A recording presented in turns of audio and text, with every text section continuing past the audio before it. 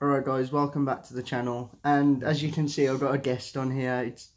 You've saw him before, we did like an England podcast and that, but if you don't know, Dom is actually a Villa fan, so be kind to him, don't be nasty. But yeah, all we're going to be doing is we've got a few questions. I haven't done a podcast in a while, so me and Dom are just going to be like discussing how each other's season's gone so far. We've got some questions on Dom's phone, like what we're going to answer. We will have to look back because we probably will forget. But the first one was, how is our season going so far? I'm going to answer first and then you can touch briefly on, because obviously this is an Albion channel. Is it? And yeah. So like we'll touch briefly on Villa, not too much, if you get what I mean. From my perspective, I think that our season's been really up and down. I'm sure Dom will agree. I'm sure you've watched a lot of West Brom games. I've seen, it's been very mixed. You know, for me, I think the defence has been terrible at times this season. It was only against Leeds where we actually looked really well defensively.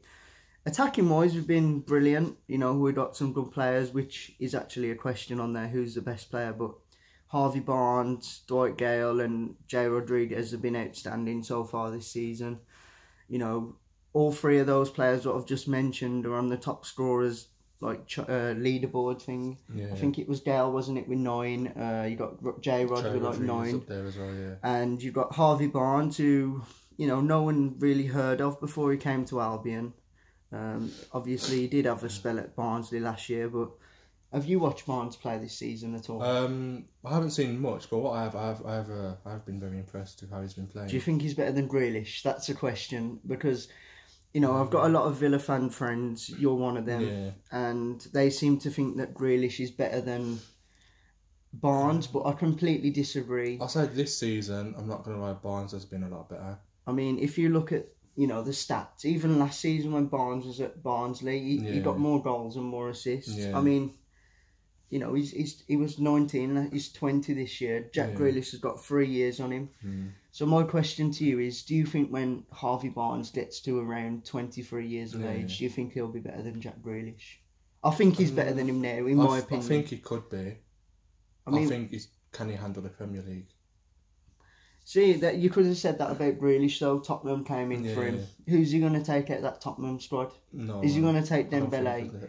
Is he going to take Eriksen? Is he going to take out Son? I really don't think so. Whereas Harvey Barnes, he hasn't got to move because he's already at a Premier League side. It'd be hard for him to get in the side though, with like Damari Gray and stuff like that. But yeah, moving back on to the subject, our defence, I know that you've pointed it out a couple of times to me. It's been absolutely terrible, hasn't it? It's like the games I see, like you score 4 goals easily, but then you concede two or three at the same time. I mean, I have been surprised with how Johnston's played so far, because for us he was one of our key players in our playoff run last season.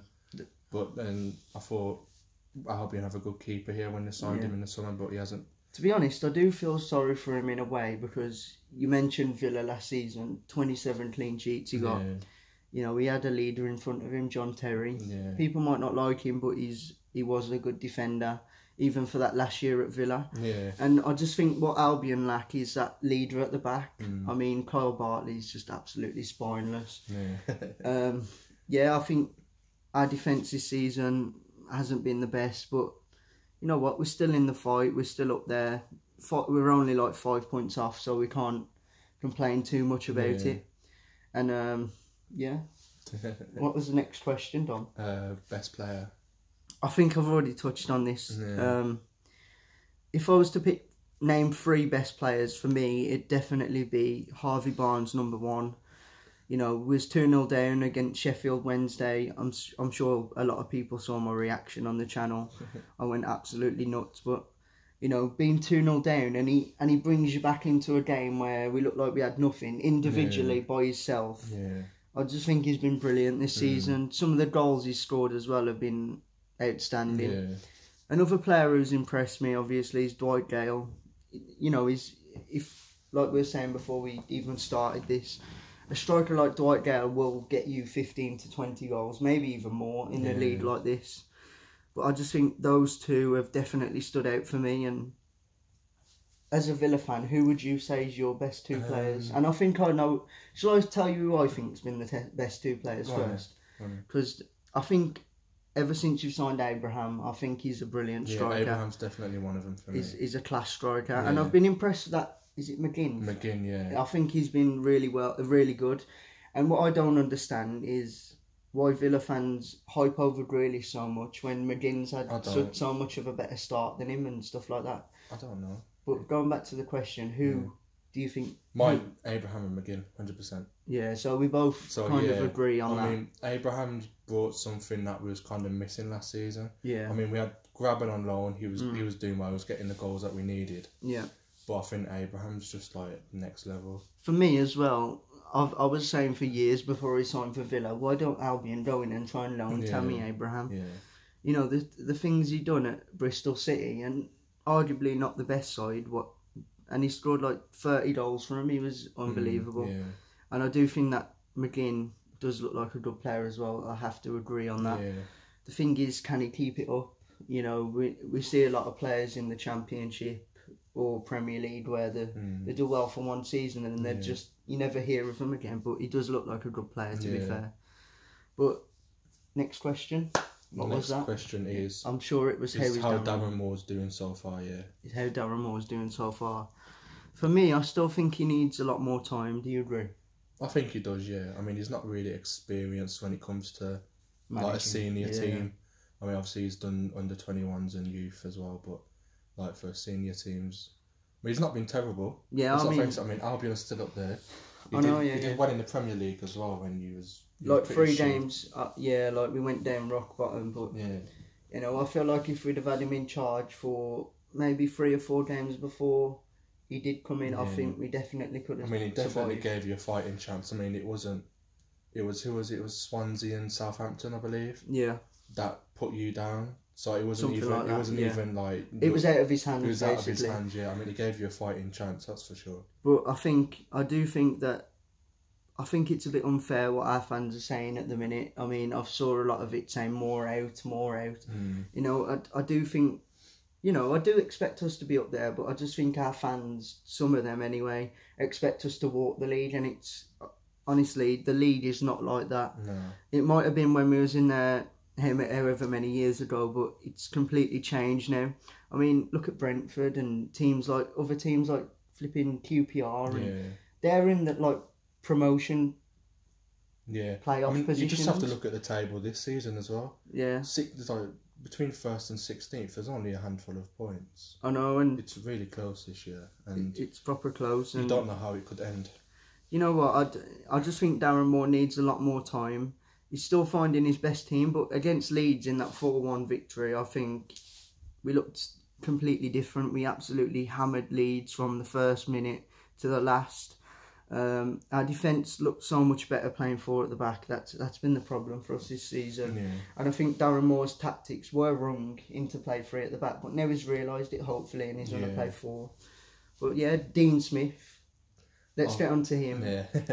He's a great manager. He has been great, yeah. He's been a big improvement over Steve Bruce. Yeah, definitely. So definitely no more coverage is going to be thrown this season. The problem is with people like Steve Bruce, Albion kind of experienced it with Pulis. They're stuck in the ways. So like you go 1-0 down away at, I don't know, Bolton or something. Yeah. They have no plan B. It's like I watched the playoff finals, and I don't think Bruce made a sub until like the 80th minute or something when it was too late. I just think once their first plan's out the window, they've got no second plan, and that was like that with Pulis. But Dean Smith, he's a great manager. I mean, look what he did at Brentford. Yeah. He, on such a low budget, and let's be honest, he didn't have the best squad. He maybe had a few standout players, but what do you think the difference is between Steve Bruce and him? Obviously, he's got better at football, but what else do you think he adds to the team? I think he's given us our attacking mentality back. Yeah. Because Steve Bruce, we just seem to sit back a lot. Like we go 1-0, and then even when we're winning, we don't feel too comfortable. We had that with Pulis as well. It was awful. Yeah. But I've always liked Dean Smith as a manager. Even when he was at Walsall, I think he did a really good job with them. I think he nearly got him promoted one season, Walsall. Did, and like I've said, on such a low budget, he's done so well. And him being a Villa fan as well, it's like both our managers now, Darren Moore's a massive Albion fan, and I think Dean Smith's a massive Villa fan, so it does kind of benefit in a way when you have people like that at the club. They definitely will bring that added like passion and fire that we probably need. Because they know what the club wants more. Yeah. Whereas if you just get a foreign manager, I don't know, from abroad, they're not as connected to the club as like someone who actually supports the club. Yeah. I mean, Darren Moore was frustrating me at one point. And I wasn't calling him out, I'm not like that. But the thing what was frustrating me the most is, as fans, you can see what's going wrong. So why does it take a manager, or I know he's not got experience, why does it take them so long to realise what the problem is before they rectify it? Yeah. I just don't understand that. I think it was similar with, was it De Boer last season when he went to Palace? Yeah. He said he was trying to make them play like really attractive football. And he tried to stick with it, and obviously they had like a really, really bad start. We had to get rid of him and bring in Hodgson. Yeah, I think, another Albion. So he was good for Albion manager, So I think the managers are just too stuck into their play, like their tactics, how they want to play football, that it could actually hurt the team, and they don't realise. But it does make you a better manager if you can, say, it's like Pulis, he's only got one style of play. If you can adapt. Like you see it with Pep Guardiola, he's unbelievable. The best managers in the world have that adaptability. And if Plan A doesn't work, what they do is make Plan A even better on the training pitch next week. Yeah. And I think that's the difference between a top manager and a bang average championship manager. Yeah. So now, we're going to move on to January transfer targets. To be honest, that is a tricky question for me because I don't particularly have any names what I can throw out there. Yeah. I'm not sure if you have any targets of Villa or anything like that. No, I mean we've been linked with we've had some crazy transfer links. It's the new owner, isn't it? I mean, he's got so much money, and but the thing is, can he spend it in the Championship? That's the thing, and I'm interested to see who Dean Smith will bring in. Yeah, maybe he might raid Brentford a bit. Maybe like more pie. It would be brilliant alongside Abraham, I think. And there's another player for Brentford as well, Ollie Watkins. I think he's a brilliant player. But for me, definitely the positions what we do need to improve.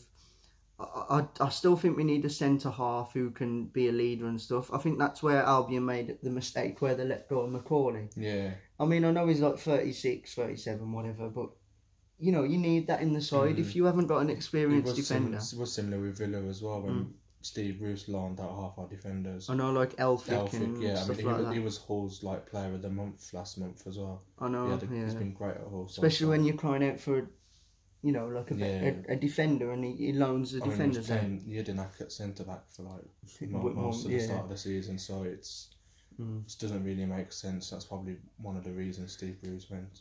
And for me as well, another position where we do need to improve. I'm not saying this as in the starting 11 because we already have two great strikers, but I don't think Albion really have much of an option off the bench when it comes to strikers.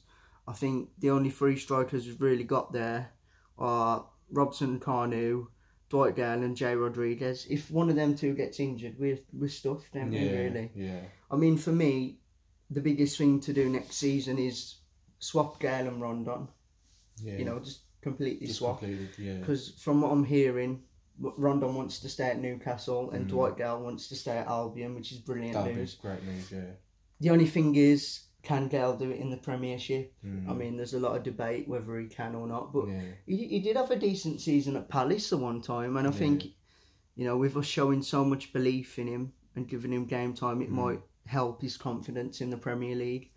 But like I've said, who are we going to bring on if Thingy gets injured? Gale or Rodriguez? Carnu? I mean, he had a great game against Leeds, don't get me wrong, but Carnu's not going to score you 10 to 15 goals a season, I don't think. And definitely, it'd never happen, but this is my dream target. I'd absolutely love it if we went out there and just got Harvey Barnes. It's not going to happen. He's a Leicester fan. He's in the Premier League, but you know what? He's just phenomenal. He's probably one of the best players and most exciting players I've seen at the Hawthorns in a long time. And we've had some good players like Lukaku and stuff like that. Yeah. But he's on another level, man, honestly. I don't usually hype players up as much, but he's brilliant. Yeah. Where do you think you need to improve? I definitely think we need more centre-backs. Definitely. I think we have a similar striker issue. Yeah. But obviously Scott Hogan's better than Robson Carney. Yeah, I would, yeah. I mean, they're both not really played much this season, but like, I mean, Scott Hogan also played under Dean Smith as well, Brentford, didn't he? Yeah. So maybe he could bring some form out of him. Maybe Abraham Hogan. And that was when he was in the form of his life. I mean, I remember before you even got Hogan. Yeah. I'm sure he was banged in a lot of goals. Yeah, he was linked to the Premier League with West Ham and everything. Yeah. So that when we got him, he was amazing, and now I think Dean Smith's there as well. Maybe you can try and bring that form back out of him. Yeah. But I think we need to make more permanent signings rather than loans as well. Yeah, I just think we need a target man up front. Yeah. I mean, we need like an Abraham, someone who's going to win headers, because if you look at all our strikers, all three of them, I don't think any of them reach that 6 foot mark. And for me, as a manager, me personally, I like to have a tall striker and a smaller one. Yeah. Smaller one to, help the play. I don't know why I got so stuck there. And the bigger one to knock down balls for the smaller one to score goals. But, we don't have that at the minute. I'm not complaining because we're doing okay. Do you have a striker in mind that you would like? Because I'm guessing the smaller player would be Gale. Well, who would you like to have? Do you know what? Tall, yeah, people might hate on me for this, and I'm going to be completely honest about it. I don't think Jay Rodriguez is worth 25 million, what Burnley have been linked with. And if they do come in with 25 million, I would take that. He's 29 years of age. Yeah. I'd take 25 million and sign it. Past his prime now. I'd sign. I don't have names. I think we need someone like, not him, but we need someone like Mitrovic and Abraham. Yeah. Someone who's going to win headers and who's powerful in the air. Yeah. I know I was just moaning about saying like we need more strikers, but if you sell one striker for 25 million, you could potentially get two. Yeah. Two decent strikers. I'm not too sure on their name. Benteke. It'd probably be alright in the Championship. Yeah. But guys, let us know what you think in the comment section. But the last question is, what are our goals for the end of the season? I mean, definitely, I think both of us should be up there. We definitely should be fighting for promotion. I'm not just saying this because Dom's here. I've said this to him before. I think Albion and Villa definitely have the best squad. Like, on paper, they have the best squads in the league. I mean, if you just look at both our attacks, they've got Abraham. I'm not too sure you like Kodja, to be fair. No, Kodja hasn't been great since he's come back from his ligament injury. But I think both of us should definitely be up there. I need to see how our defence do in the next couple of games. Yeah. If I can see improvements, then there's no reason why we can't go up. But for me, I'd like to get playoffs and go up, to be fair. Yeah. I mean, I'm sure you're the same because you've had a poor start. We've had, like I said, at the start of the season, I was kind of hoping for an automatic promotion. Yeah. I mean, the way we started as well, it looked like it could happen. We were playing some good football. We was getting draws, like 93rd minute equalisers. I remember that. So it was a bit like maybe it could be a good chance for us to get automatic promotion, and then we just seemed to drop off, go somewhere like nearly around 20th. But I think now Dean Smith's in, I would like to fight for like a playoff picture. Same as well. I was thinking automatics for us at the start, but it's so much of it. I underestimated the league. Not as much as half our fans, because a lot of them expect us to win every game, but some of the games I've been to have been such spineless and pathetic performances. Hull City away, I mean. But yeah, I definitely think playoff positions is a realistic goal for both clubs, really. Yeah. But yeah, finally, because you probably won't be here, you'll probably be back in Winchester by the time we play each other. Yeah. What are your predictions for West Brom versus Aston Villa at the Hawthorns? I said I'd happily take a draw at the Hawthorns. We said this before. It's definitely not an easy place to go to. I mean, the stadium's not that big. But the atmosphere, like, I think it'll be a good game. I think it could be a good atmosphere, especially when it's. You know what? That game against Leeds last game, the atmosphere was the best I've saw it in ages. Yeah. I mean, I know you've been to the Hawthorns, and you've pointed out to me that the atmosphere is not the best, and I have to agree. But it was buzzing last week against Leeds. So if you get that atmosphere, I think it definitely could play a big factor in the game. It's like me as well. We need to win that, both of us. From our perspective, we spoke before we even answered this question. We both feel like we both need to win the home game and maybe a draw away. But I'd take a draw at Villa Park, and we need to smash Villa at home. I don't think it'll be an easy game. No game's easy in the league, but depends how our defence does, because I think they'll have a nightmare against Abraham. I think potentially. A big factor as well is we have a lot of tough games between now and you as well. Yeah, so it could be knock a lot of confidence if you lose. Yeah, we've got the likes of Forest and Middlesbrough still to play. This is not an excuse either. This is not an excuse. No, for me.